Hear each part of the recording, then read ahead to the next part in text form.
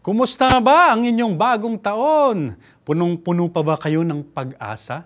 Magandang araw mga kaibigan. Magkapit pandasal muna po tayo. Ito po si Father Nono.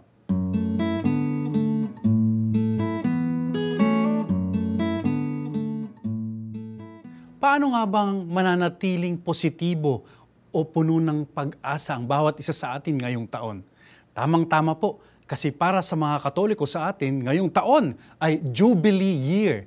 Tuwing ika-25 taon po yan, pinagdiriwang ng ating simbahan. At ngayong taon, ang temang pinili ni Pope Francis ay pag-asa. We are pilgrims of hope.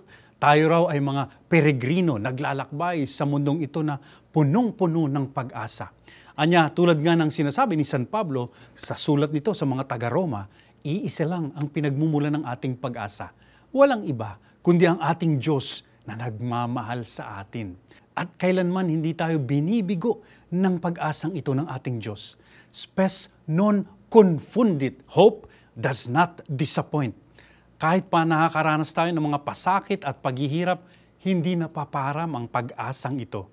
Dahil ang pag-ibig ng Diyos ang ating muog at tanggulang.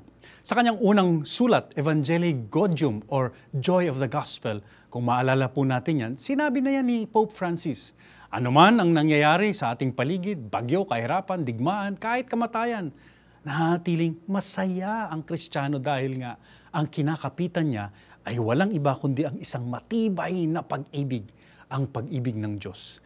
Yan ang pundasyon ng ating pag-asa. Ano man ang mangyari, may nagmamahal sa atin. Ipagdasal po natin, Panginoon, salamat po sa iyong walang katulad at walang hanggang pag-ibig sa amin. Ano man ang naghihintay sa amin sa taong ito, matatag kaming aasa at kakapit sa pag-ibig ninyo. Amen.